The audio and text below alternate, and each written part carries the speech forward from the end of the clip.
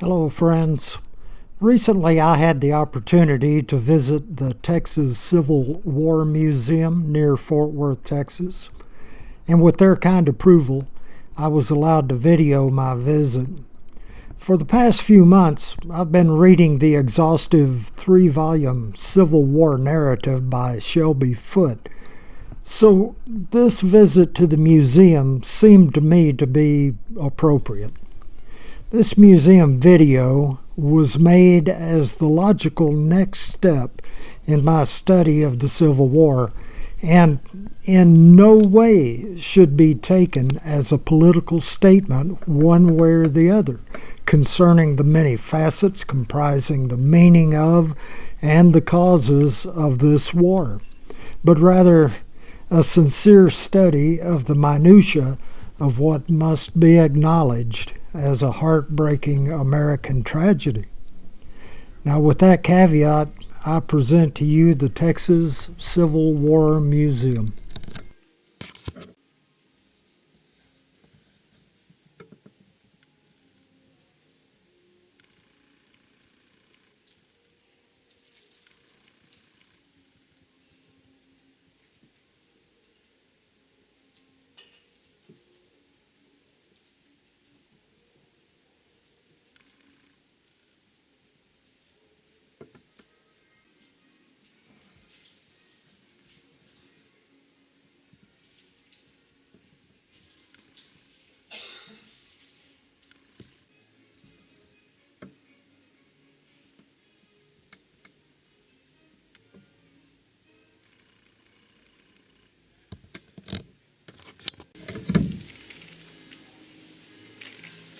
Soldier's blanket. Man, it's thin. Those poor boys must have froze to death in the wintertime.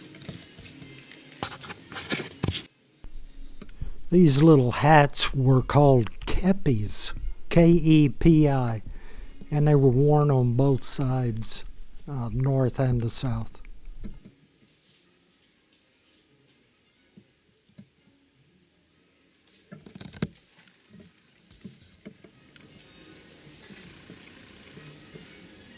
Shirt looks like it's made out of a potato sack.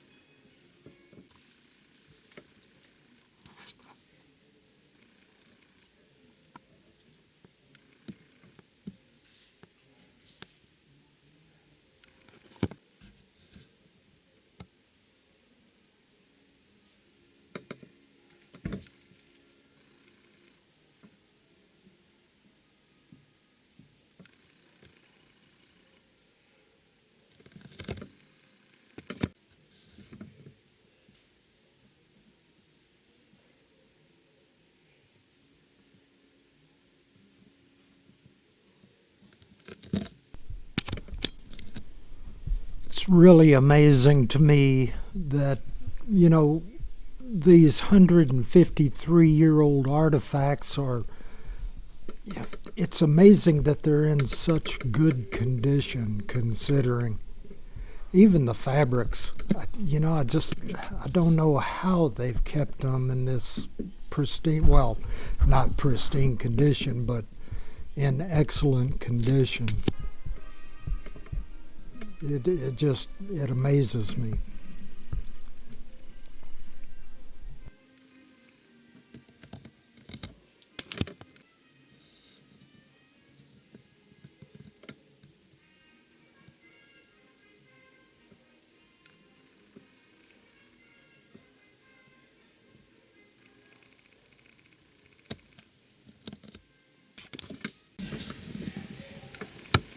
It's a field coat worn by Ulysses Grant.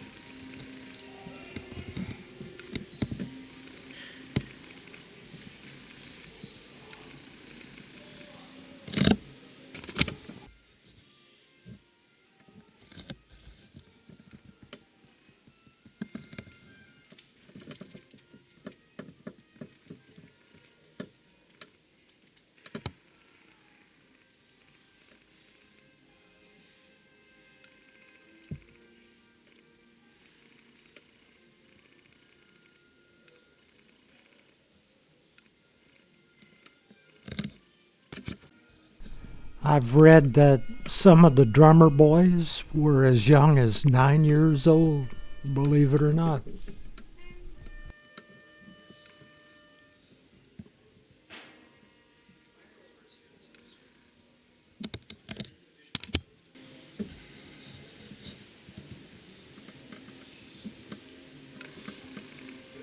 Top two are muskets. The rest are rifles.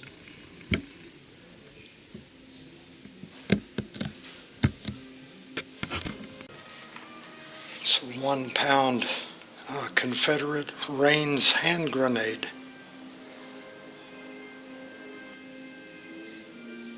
Cool. This is a Ketchum 3 pound hand grenade. Have mercy. I didn't know they had those back then. Wow.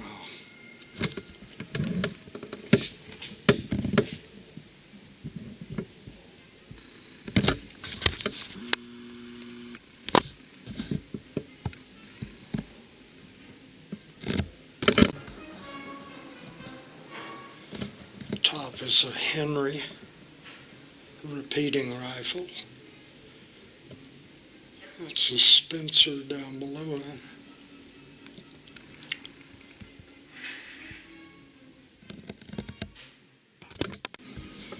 Top four are British Enfields.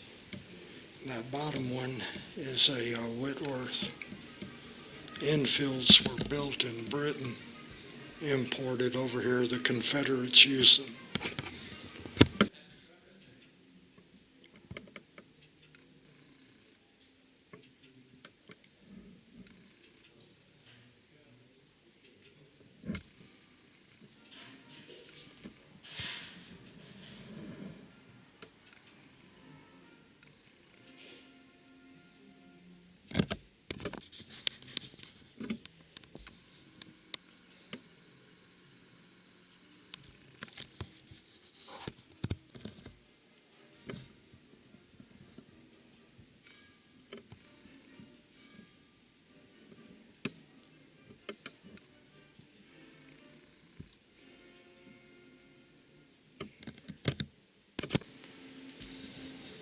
Here's your dandy.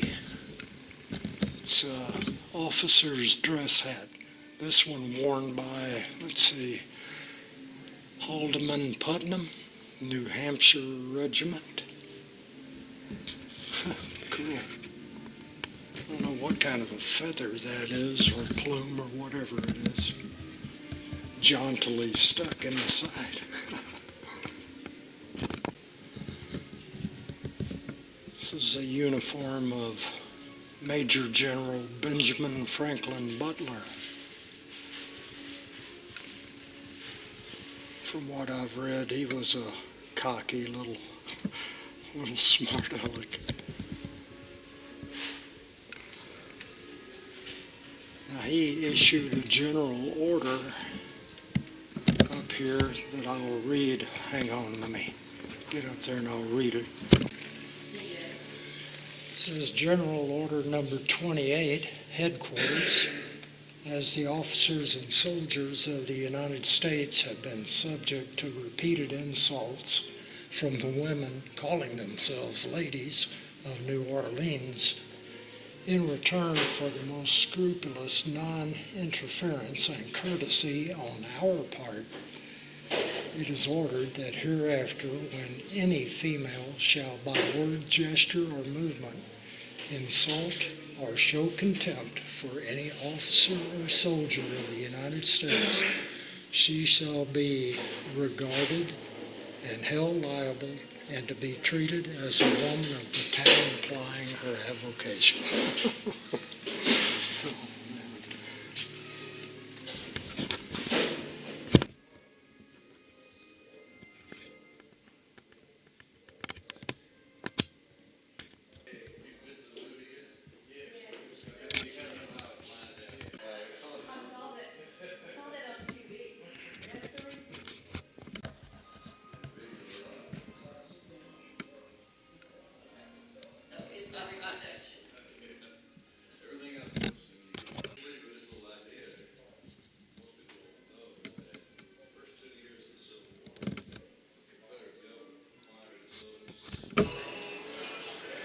read that on these Confederate battle flags, they would put the names of the skirmishes or battles that they had carried that flag in. This one went to Mechanicsville, Cold Harbor, Boonesboro, Malvern Hill, Sharpsburg, and Fredericksburg. Wow. Saw a lot of action.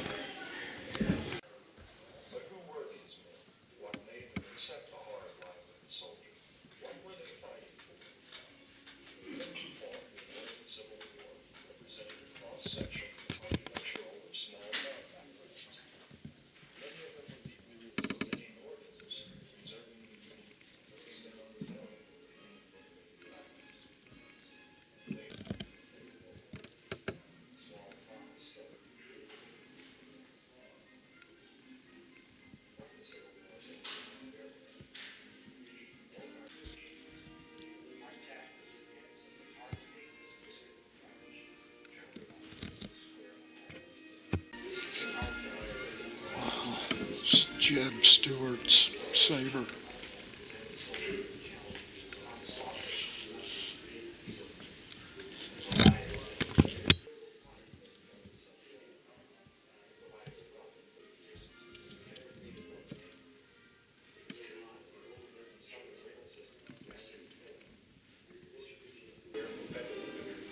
It's the Union cavalrymen's boots.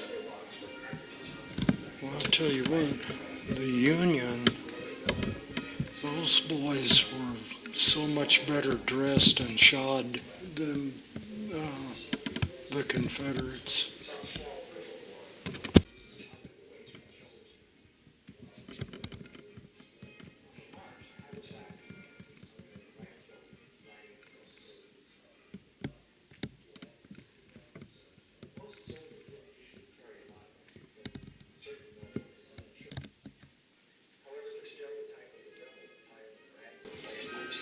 That little pistol carbine, I guess that was a cavalry weapon.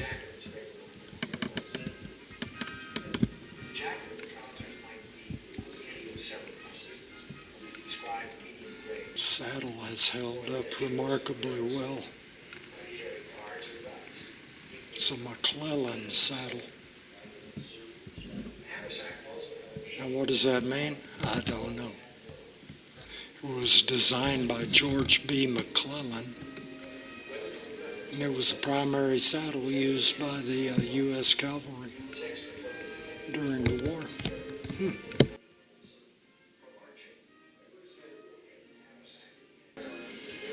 It's General Philip Henry Sheridan and his saddle blanket and his saber. Wow, it really is in remarkably good shape for the age. A handmade wooden leg. It's a tremendous amount of amputations during that war.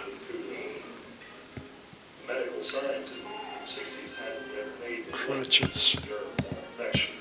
So sterilizing dressings was unheard of. Stomach pump.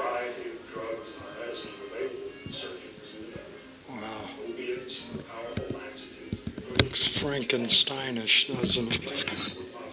This is an amputation kit. Oh boy. It's a wicker covered whiskey bottle. It says whiskey was consumed in great amounts in the hospitals to help manage soldiers' pain.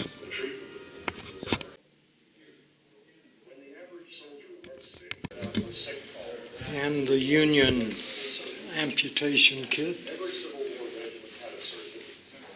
looks a little bit more filled out than the Confederates.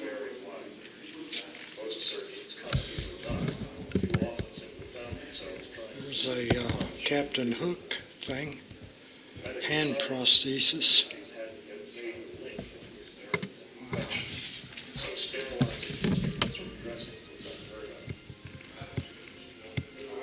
other medical accoutrements.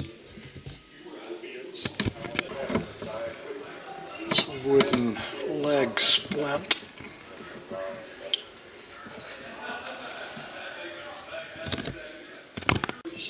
Clavicle splint for broken collarbones.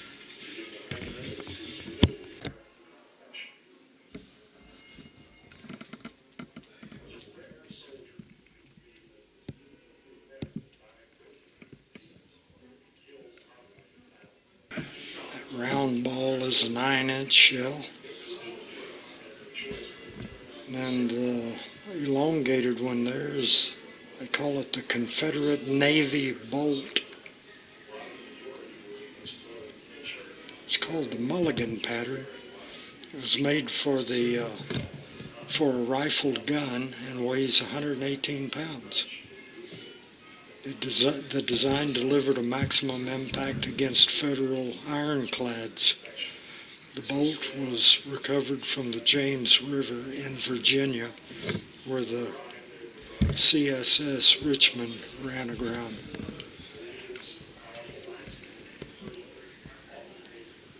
It's a shell used by river gunboats. Wow, that's big, man. It's an underwater keg mine. It's also known as a Confederate torpedo and also known as an infernal machine. Oh man, that's wicked looking. I don't know if they did quite a bit. It's a model of the USS Constitution. This is a model of the USS Pontusic.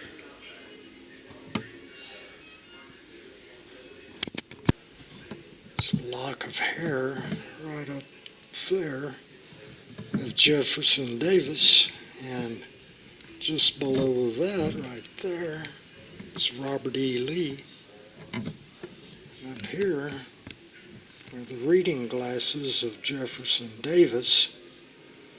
He used those while he was in prison at Fortress Monroe, Virginia. Wow. It's Jefferson Davis's piano.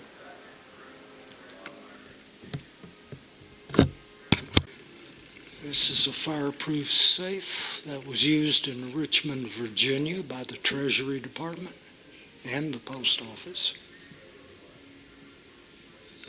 Wow. Another soldier's blanket. I bet that wasn't for one of the run-of-the-mill troops.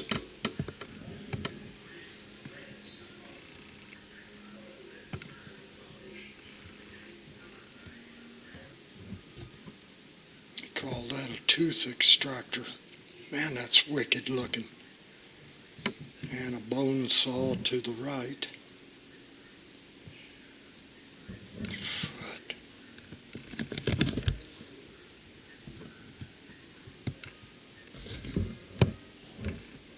Now this is a reproduction model. I forget what you call it, a diorama. Would you call that a diorama? I'm not quite sure. It's the last battle of the war. Actually, the war had already ended. I believe in April of 1865, and this battle took place at the Palmito Ranch in Texas, and the Confederates won that battle. But that was the last blood spilled out of that Civil War.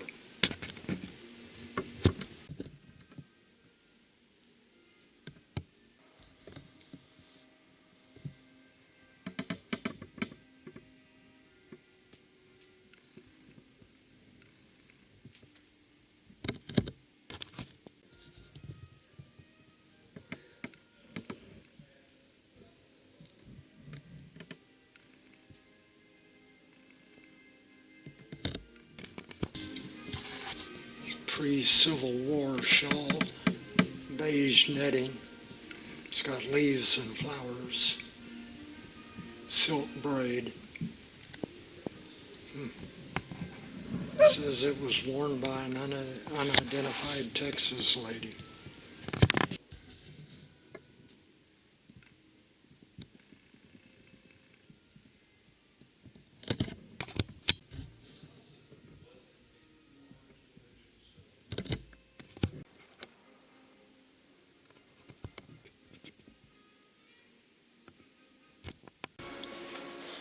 Here's some of the battles in Texas during the Civil War. At the top up here, right there, the Battle of Sabine Pass in 1863. Battle of Galveston, October the 4th. And the Battle of Galveston, January the 1st. And here is the Battle of Fort Sims. It's Mustang Island. And the Battle of Corpus Christi. The Battle of Palmito Ranch. And the Battle of Laredo.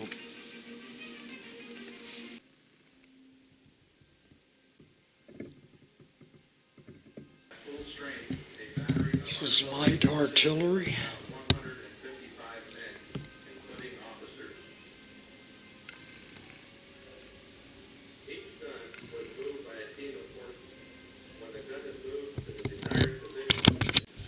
And heavy artillery.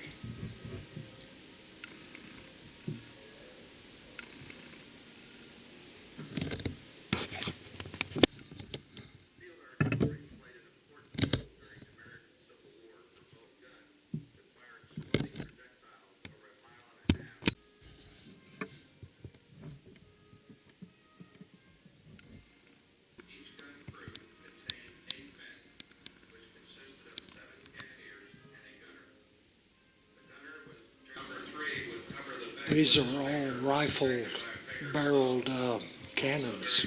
Number 2 receives the powder bag and shell from number 5, who carries rounds from the limber to the gun. Moves the gun left or right with the hand spike according to the gunner's instructions.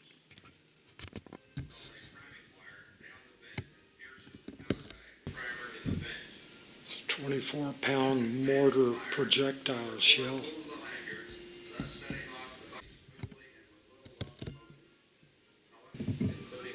Look at that. It's loaded with, now this is a projectile cut in half down here. And it's loaded with iron balls and I guess gunpowder. Oh man, pretty wicked.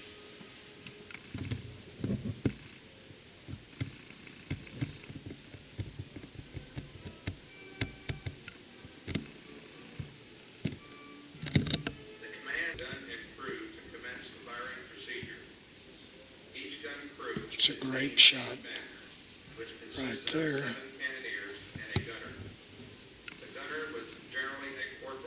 That's a canister round as well as that. There's a 12-pound case projectile cut in half up there.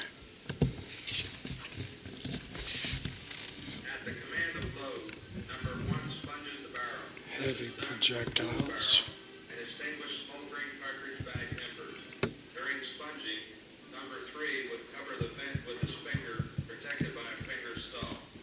Also during sponging, number 2 receives the gun barrel plug. Number 5. Field artillery played an important role during the American Civil War for both the North and the South.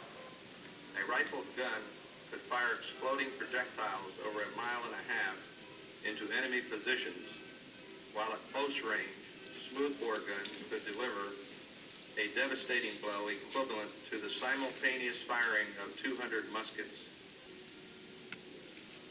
The command of take implements readies the gun and crew to commence the firing procedure. Each gun crew contained 8 men, which consisted of 7 cannoneers and a gunner. The gunner was generally a corporal's rank. The other cannoneers were simply numbered from 1 through 7. Numbers 6 and 7 stayed with the limber to arm projectiles with properly timed fuses as instructed by the gunner.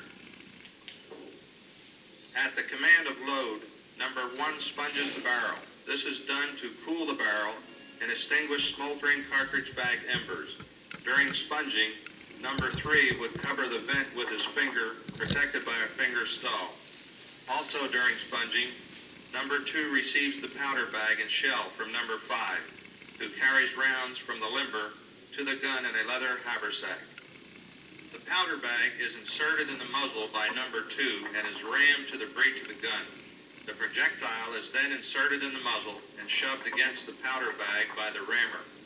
The gunner steps to the breech of the gun and with the use of a sight or gunner's level, positions the gun for firing. Number 3 moves the gun left or right with a handspike according to the gunner's instructions. Number 3 then shoves a sharp-ended tool called a priming wire down the vent and pierces the powder bag. Number 4 hooks a small brass tube containing friction material and musket powder called a friction primer to the lanyard and inserts the friction primer in the vent. At the command of fire, number 4 pulls the lanyard, thus setting off the musket powder contained in the friction primer. The charge travels down the vent into the powder bag.